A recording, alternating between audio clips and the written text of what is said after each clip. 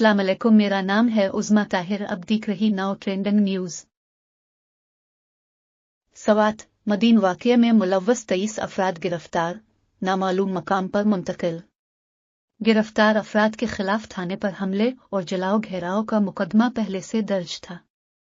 सवात के इलाके मदीन में तौहीन मजहब के इल्जाम में तशद्दुद के बाद एक शख्स को जिंदा जलाने और थाने को नजर आतिश करने के इल्जाम में 23 अफराद को गिरफ्तार कर लिया गया। पुलिस के मुताबिक मदीन वाक़ये में मुलव्वस 23 अफराद को गिरफ्तार करके नामालूम मकाम पर मुंतकिल कर दिया गया है।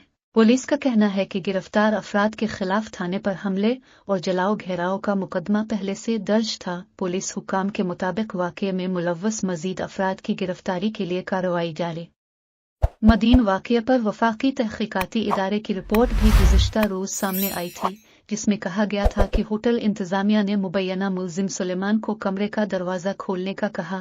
मुलजिम ने दरवाज़ा खोला और मुबैना तौहीन मजहब से इनकार कर दिया।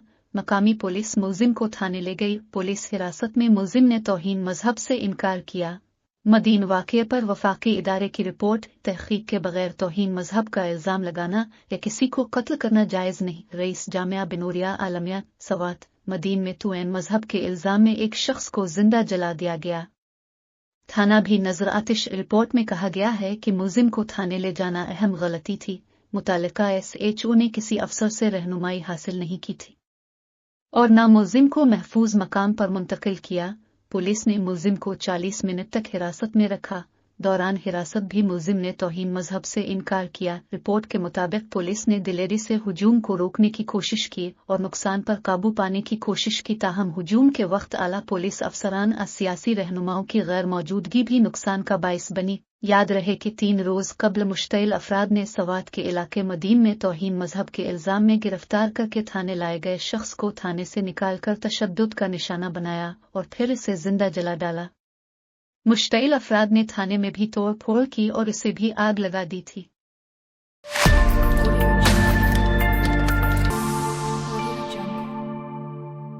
मुस्लिम लीग नून और पीपल्स पार्टी में पावर शेयरिंग का फॉर्मूला सामने आ गया। मुस्लिम लीग नून और पाकिस्तान पीपल्स पार्टी के दरमियान पावर शेयरिंग का फॉर्मूला सामने आ गया। ज़राए के मुताबिक मुस्लिम लीग नून और पीपल्स पार्टी में ताउन एक तरफा नहीं बल्कि 2 तरफा होगा।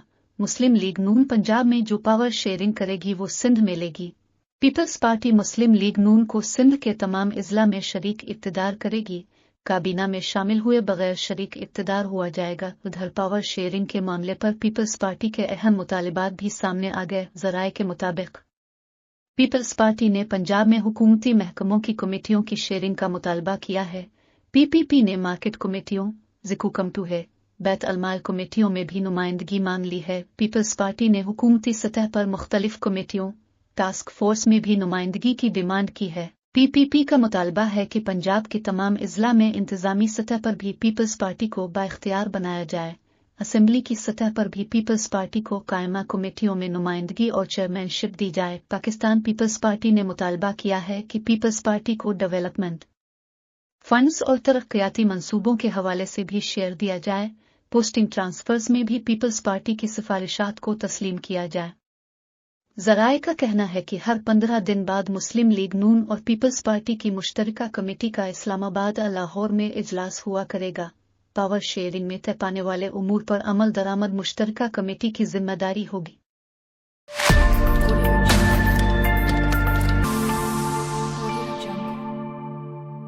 PTI और JUI का कौमी असेंबली में मिलकर अपोजिशन का किरदार अदा करने पर इत्तफाक।